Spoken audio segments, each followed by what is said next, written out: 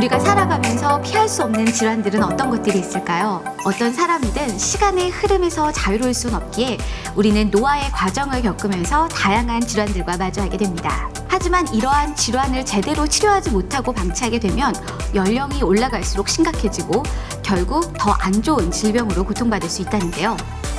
지피지기면 백전백승. 우리에게 찾아올 피할 수 없는 질환은 어떤 것들이 있으며 질병을 예방하기 위한 관리법에는 어떤 것들이 있는지 지금부터 메디컬 TV와 함께 하시죠. 교수님 안녕하세요.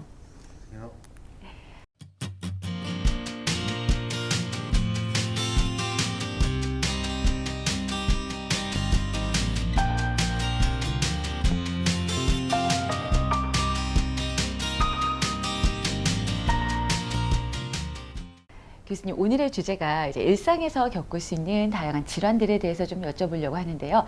교수님이 환자분들 실제로 만나보면서 가장 많은 통증을 호소하는 질환들은 어떤 것들이 있을까요? 식생활이나 생활 습관의 서구화로 인해서 통증을 많이 겪으시는데요. 스포츠 활동을 하는 인구가 많아지면서 관절, 척추 질환을 호소하는 분들이 점점 늘어나고 있습니다. 또한 일반적으로 직장인분들은 평소 스트레칭이나 운동이 부족해 어깨 통증과 허리 통증 등의 증상을 많이 호소하시며 이러한 증상은 연령에 관계없이 나타나고 현대인이라면 누구나 한 번쯤 겪을 수 있는 질환이라고 하겠습니다. 그러면 이런 질환들이 왜 나타나고 또 어떻게 치료할 수 있는지 지금부터는 환자들이 실제로 궁금해하는 그런 질문부터 좀 드려보도록 하겠습니다.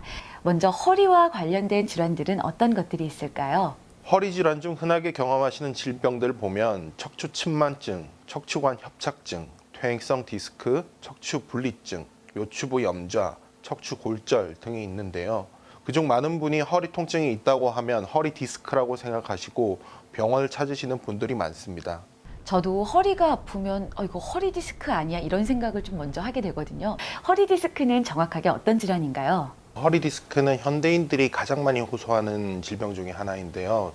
허리 디스크란 척추뼈 사이에 있는 쿠션 역할을 한 디스크, 즉 주간판이 빠져나와 신경을 눌러 허리가 아프거나 다리가 저린 증상을 말하는데 요추부 주간판 탈출증이라고도 합니다.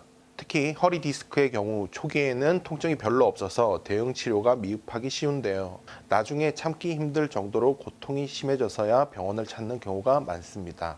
오히려 요통을 일으킬 수 있는 대표적인 질환은 급성 요추부 염좌가 있습니다. 교통사고나 무거운 물건을 들 때 근육과 인대에 충격이 가해져 경직이 오는 것을 급성 요추부 염좌라고 합니다. 요추부 염좌는 인대나 근육 같은 연부 조직 손상이므로 하지마비 같은 신경학적 증상을 나타내지는 않습니다.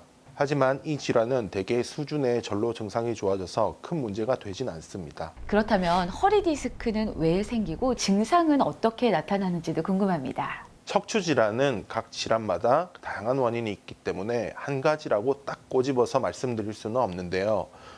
퇴행성 변화 또는 노화가 가장 흔한 원인이라고 할 수 있습니다. 그 외에 기형, 외상, 감염 등도 원인이 됩니다. 증상으로는 요통과 함께 다리가 아프고 저린 방사통입니다. 탈출된 추간판이 신경근을 자극하게 되어 신경근이 분포하는 다리의 감각 이상이 초래되는데요. 대개 감각 저하나 무감각을 호소하지만 통증이 예민하게 나타나며 근력 또한 약해져서 발 뒤꿈치로 걷는 것이 어려워집니다. 쉽게 설명드리면 허리 통증은 없지만 다리가 저리고 당긴다든지 서 있을 때보다 오래 앉아 있을 때 증상이 비슷하거나 심하면 추간판 탈출증을 의심할 수 있습니다. 뿐만 아니라 허리 디스크 질환에는 퇴행 때문에 나타날 수 있는데요. 증상으로는 꼭 허리에만 국한된 것이 아니라 허리, 엉덩이, 허벅지, 종아리, 발끝까지 다양한 부분에서 다양하게 나타날 수가 있습니다. 또한 드문 경우이나 돌출된 수액이 크고 중앙에 위치한 경우 대소변 기능이나 장애 및 하지마비가 올 수 있습니다. 그럼 통증이 있어서 병원을 방문하게 되면 어떤 진단과 또 치료를 받게 되는지 궁금합니다. 병실에 들어서는 순간부터 환자의 걸음걸이나 호소하시는 증상만으로도 많은 진단이 가능하게 됩니다. 예를 들어 환자가 허벅지 뒤와 종아리 부위의 통증을 호소하며 까치발을 잘못하면 천추 1번 신경의 이상을 의심합니다. 두 번째로 방사선과적 검사는 흔히 알고 있는 단순 방사선 촬영, 즉 엑스레이 검사나 CT, MRI, 척추 조영술 등이 해당됩니다. 잘 알려진 MRI 경우 척추뼈뿐만 아니라 주변의 근육, 인대 등의 연부 조직 상태를 잘 파악할 수 있기 때문에 디스크를 진단하는 데 가장 적합한 검사라 볼 수 있겠습니다. 그럼 허리 디스크를 치료하는 치료 방법에는 어떤 것들이 있는지도 궁금합니다. 크게 두 가지로 비수술적인 치료와 수술적인 치료로 나눌 수 있습니다. 치료 방법을 선택할 때는 증상이 지속된 기간, 통증의 강도, 재발의 횟수, 환자의 직업, 나이, 성별, 작업량 등 여러 가지 조건을 고려해야 합니다. 퇴행성 디스크 치료 방법으로는 우선 보존적 치료 방법이 있는데요. 약물 치료나 물리치료, 주사요법, 운동요법 등으로 치료를 하게 됩니다. 하지만 퇴행성 디스크의 증상이 6주 이상 계속된다고 한다면 수술적 방법을 고려할 수 있습니다. 신경치료를 할 때 엑스레이 영상을 활용하시는 이유가 있을까요? 이 엑스레이 영상을 보면서 신경치료를 할 때 장점이 있다면 알려주시기 바랍니다. 허리에는 뼈와 척수만 있는 것이 아니고 그 주변에 혈관이나 신경이나 인대나 근육 같은 것이 지나가기 때문에 이러한 구조물들을 조심하며 정확하게 원하는 신경에 약물을 투여하기 위해서는 실시간으로 정확한 영상을 보면서 시술하는 방법이 무엇보다 중요하다고 할 수 있겠습니다. 이러한 영상 기술의 발달로 예전에는 신경 주변에 넓게 약을 뿌려주던 방법에서 이제는 원하는 신경에만 약물을 투여할 수 있게 되었고 그만큼 적은 양의 용량으로도 정확한 효과를 볼 수 있게 되었습니다. 그럼 특히 어떤 분들이 신경치료를 통해서 효과를 볼 수 있을까요? 시암이라는 엑스레이 기기를 통한 신경치료는 급성 요추염자 같은 초기 질환 환자에서부터 앞서 말씀드린 디스크 환자, 척추관 협착증, 후관절 증후군, 디스크 내장증, 척추 전방전이증 등 모든 척추 질환에게 적용이 될 수 있습니다.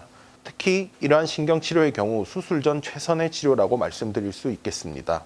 그럼 이 신경치료를 이용해서 치료를 했을 때 그 치료 효과가 어느 정도 되는지 말씀 부탁드리겠습니다. 일단은 환자분마다 원래 호소하시는 증상에 따라서 다를 수 있지만 개개의 환자마다 질환의 양상이나 진행 정도가 다르겠지만 초기나 중기의 환자의 경우 몇 차례의 시술로 짧게는 몇 개월에서 수년 동안 효과를 볼 수도 있습니다. 하지만 질환이 많이 진행된 환자의 경우는 지속 효과가 짧게 나타날 수도 있습니다. 수술에 따른 위험이나 합병증, 재발 등을 고려할 때 최선의 치료라고 말씀드릴 수 있겠습니다. 이 허리 디스크랑 비슷한 질환 중에서 척추관 협착증이 있다고 들어봤는데요. 협착증은 어떤 질환이고 또 어떻게 나타나는지 궁금합니다. 척추관 협착증은 척추관이라는 신경 통로가 좁아져 통증이 발생하는 질환입니다. 척추관 협착증이 발생하는 가장 큰 원인은 바로 노화입니다. 나이가 들면 디스크의 수액이 노화되며 딱딱해지면서 척추뼈 밖으로 튀어나올 만큼 부풀어 오릅니다. 이로 인해 척추를 감싸고 있는 관절이나 인대도 점점 두꺼워져서 신경 통로인 척추관이 좁아지는 것이죠. 그래서 주로 60대 이상의 노년층에서 많이 발병하고 있습니다. 대표적인 증상은 다리가 터질 듯이 아파서 가다쉬기를 반복하게 된다는 것입니다. 혹시라도 이런 증상이 있는 분이면 척추관 협착증을 의심해 봐야겠습니다. 허리 디스크랑 어떤 차이점이 있는지도 궁금합니다. 추간판 탈출증이라 불리는 허리 디스크는 사실 척추관 협착증과 많이 닮은 부분이 있습니다. 둘 다 디스크에 영향을 줘서 통증을 유발하는 증상입니다. 협착증은 말씀드렸던 대로 노화로 인해 발생하는 빈도가 높은 질환으로 통증이 심할 때 허리를 앞쪽으로 구부리면 증상이 완화된다는 특징이 있습니다. 보행 시 다리가 터질 듯이 아파 가다가 쉬고 하는 증상에 중간에 휴식을 취해줘야 합니다.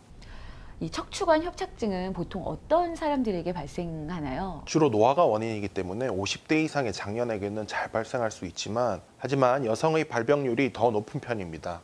여성들은 갱년기 이후에 뼈가 약해지면서 골다공증이 발생하는 등 퇴행이 이루어집니다. 더욱이 젊을 때 다이어트를 위해 식단을 채식 위주로 한 경우 척추관 협착이 더 많이 오기도 합니다. 영양이 불균형하고 칼슘이나 단백질 섭취가 적어지면 상대적으로 노년의 뼈가 약해지는 원인이 됩니다. 골고루 먹는 것도 중요하지만 때에 따라 적당한 육류 섭취도 필요합니다. 노후에 발생하는 척추관 협착증 예방에는 육류가 어느 정도 도움이 될 수 있습니다. 맵부분도 중요하지만 건강한 척추와 뼈를 위해서는 다이어트도 반드시 건강한 식단으로 하시길 권해드립니다. 이 척추관 협착증의 치료 방법도 좀 궁금해지는데요. 가장 안전하면서 완치가 가능한 치료법은 어떤 것들이 있을까요? 사실은 척추관 협착증은 완치라는 개념보다는 통증을 완화시키는 개념으로 가셔야 하고 척추관 협착증의 치료에는 비수술과 수술 치료가 있습니다. 발생 초기에 빨리 병원을 찾는다면 비수술 치료를 통해서도 충분히 호전될 수 있습니다. 비수술 치료 중 최근 결과가 좋은 것으로 협착 완화, 풍선 확장술, 특수신경블록 치료가 있습니다. 기존의 비수술 치료들과 비교해도 통증을 크게 줄일 수 있는 치료법입니다. 특수신경블록 치료는 어떤 치료 방법이고 또 어떻게 이루어지는지도 궁금합니다. 신경블록 치료란 것은 영상 장치를 보면서 직접 척추 상태를 확인하는 방법으로 통증의 원인이 되는 부위를 찾아 치료 약물을 주입하는 특수치료법입니다. 이렇게 비수술적으로도 효과적으로 치료를 할 수 있다고 하니까 환자 입장에서는 굉장히 희소식인 것 같은데요. 아무리 비수술적인 치료법이어도 좀 아프지는 않을까 하면서 좀 걱정이 되게 마련입니다. 이 특수신경블록 치료를 받을 때 혹시 주의할 점이 있다면 어떤 것들이 있을까요? 블록 치료라는 것도 결국에는 주사 치료이기 때문에 주사 맞는 순간에 통증조차를 아예 없앨 수는 없지만 특수신경 블록 치료는 실시간 영상 장치인 C암 장비로 직접 보면서 시술하기 때문에 안전하고 임상 경험이 풍부한 의료진에 의해 시술할 경우 환자 개개인의 상태에 맞게 시술 부위와 약 성분을 결정하게 되므로 안전성과 치료 효과를 극대화할 수 있습니다. 시술 시에도 통증이 거의 없고 의료진과 대화하며 편안하게 시술받을 수 있으며 시술 시간도 몇 분 이내로 부담 없이 치료받으실 수 있습니다. 이 척추관 협착증을 예방할 수 있는 방법이나 아니면 치료 후에 좀 추천해 주실 만한 활동들은 어떤 것들이 있을까요? 건강 유지에는 늘 적당한 운동이 병행되어야 합니다. 퇴행성으로 나타나는 척추관 협착증도 가벼운 운동은 필요합니다. 척추와 관련된 질환이지만 가벼운 산행이나 속보 등으로 걷기를 생활화하는 것이 좋습니다. 걷기는 1회에 30분에서 1시간, 일주일에 3회 정도가 좋습니다.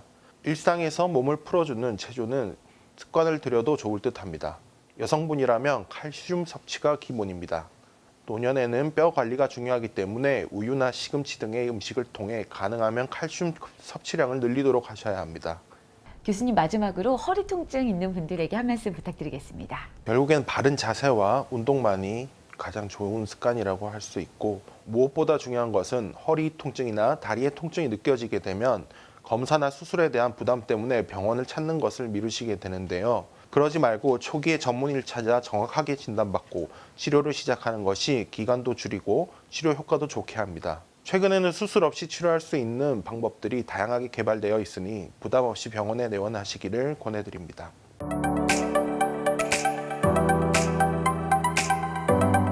교수님, 이 체외 충격파가 무엇인가요? 체외 충격파는 최근에 발견된 가장 좋은 시술 방법 중에 하나로서 근골격계 통증을 완화시키는데 매우 탁월한 효과를 나타내고 있습니다. 이 충격파는 음파의 일종으로서 충격파를 몸 안쪽으로 넣어주면 매우 짧은 시간에 높은 양압에 이르게 난 후 급격히 압력을 떨어져 음압으로 변형되는 특징이 있습니다. 이러한 양압 시기와 음압 시기 모두 치료에 영향을 주지만 특히 음압 시기에서 무수한 미세 방울들 형성하게 되는데요. 이것들이 조직에 치료적으로 유리한 변화를 유도하게 됩니다. 네, 이제는 체외 충격파의 종류에 대해서 조금 더 구체적으로 여쭤보려고 하는데요. 먼저 체외 충격파의 종류에는 어떤 것들이 있을까요? 충격파는 방사하는 방식에 따라서 집중형, 방사형 체외 충격파 크게 두 가지로 나눌 수 있습니다. 집중형 체외 충격파는 통증 부위에 집중적으로 충격파를 전달하여 국소적인 통증을 치료합니다. 집중형 체외 충격파랑 방사형 체외 충격파는 어떤 차이점이 있을까요? 첫 번째로 치료 원리의 차이가 있습니다. 집중형은 충격파에 의해 발생되는 미세 방울들에 의해서 세포 내에 물리화학적 변화를 일으켜서 치료를 하며 방사형은 조직의 진동을 발생시키며 이 진동은 미세순환의 개선과 대사작용의 증가를 유도하여 치료하게 됩니다. 두 번째는 치료 깊이와 에너지 크기의 차이가 있습니다. 집중형은 깊은 부위까지 침투할 수 있으며 방사형은 보통 2-3cm 정도의 깊이까지만 침투할 수 있으며 압력의 차이도 최고 압력을 비교했을 때 방사형의 경우 집중형 충격파의 100분의 1 정도 된다고 보시면 됩니다. 그렇다면 환자들이 가장 궁금해하는 이 체외 충격파의 치료 원리는 무엇일까요? 체외 충격파는 세석술과 마찬가지로 통점이 발생한 부위에 집중적으로 충격파를 발생시켜 치료하는 것입니다. 두 번째로는 신생혈관 생성을 촉진하는데 세포 내에 생성된 미세 방울들이 여러 가지 신생혈관의 생성을 유도하는 물질들을 생성하여 재생 치료를 유도합니다. 즉, 통증을 전달하는 물질인 substance P가 방출되어 통증을 느낀과 동시에 재생을 유도하는 물질들이 방출되는 것입니다. 세 번째로는 화학적 변화가 있는데 인대, 근육 등 손상 부위에 림프 조직이 활성화되고 조직 잔해물이 제거됩니다. 이 체외 충격파 치료는 어디에 효과가 좋은지도 궁금합니다. 거의 모든 곳에 쓸 수 있다고 생각하시면 되고, 우선 인대가 뼈에 붙는 부위의 건염 및 인대와 근육 부위에 적용할 수 있습니다. 족저근막염, 아킬레스 힘줄염, 무릎 슬개건염, 어깨 회전근 질환, 근막 통증 증후군 등에서 수술 및 주사 치료를 대체할 수 있을 정도로 치료 효과가 뛰어납니다. 최근에는 비만 치료에도 충격파를 이용하여 치료할 수 있으며, 골저루 분류압 부위나 당뇨병성 족부병변과 화상과 피부 재생에도 효과적인 것으로 여러 보고가 되고 있습니다. 이 체외 충격파의 장점도 있을 것 같은데요. 장점이 있다면 어떤 것들이 있을까요? 체외 충격파는 가장 큰 장점이 부작용이 거의 없습니다. 그리고 일상생활의 복귀가 빠르며 마취나 절개를 할 필요가 없습니다. 또한 이전에는 충격파 치료 시 통증이 있는 것이 가장 큰 단점이었으나, 집중형 충격파와 방사형 충격파를 동시에 치료함으로써 압력의 세기를 줄여 치료 시 통증도 줄이고 치료 효과도 높일 수 있습니다. 마지막으로 무엇보다 그동안 주사 치료나 물리 치료에도 효과가 없고 만성 통증 부위나 최근 발생한 급성 통증 부위 모두에서 적용할 수 있는 점이 가장 큰 장점이라고 할 수 있겠습니다. 그럼 이 체외 충격파 치료는 얼마 만에 그리고 몇 번 정도 치료하는 게 좋을까요? 체외 충격파는 평균 한 부위당 주 1, 2회, 4주 정도 치료를 받습니다. 대부분의 통증은 교과서적으로 4회 정도 받으면 효과가 나타난다고 되어 있으나, 병변 부위의 상태에 따라 더 많은 치료가 필요할 수도 있으며, 급성 통증의 경우에는 1, 2회만으로도 효과가 금방 나타날 수 있지만, 만성 통증의 경우에는 치료 효과가 서서히 나타날 수 있습니다. 보통 4, 5회 치료에도 효과가 없을 경우에는 다른 치료법 병행과 또는 재진단이 필요할 수 있겠습니다. 교수님, 마지막으로 당부의 한 말씀 부탁드리겠습니다. 체외 충격파는 최근 통증 영역에서 세계적으로 권위 있는 저널들, 그 임상적 유효성이 입증되고 있고 FDA로부터 공인을 받은 효과적인 치료 방법입니다. 모든 통증을 체외 충격파로 해결할 수는 없지만, 정확한 진단 후에 시행될 경우에는 충격파 단독으로도 다른 치료법과 병행 시에는 급성 및 만성 통증으로부터 해방될 수 있는 좋은 치료입니다. 마지막으로 충격파에 대해 경험이 많은 전문의에게 치료를 받으시고, 또한 충격파 기계도 꼭 FDA 승인이 된 좋은 충격파 기계를 사용하는 병원에서 치료받으시는 것이 좋은 결과를 가져올 수 있습니다. 빠른 시기의 치료 시 더 효과적일 수 있으며, 치료 시기를 놓치는 경우 만성화되어 치료도 어렵고 환자분의 고통도 커질 수 있습니다.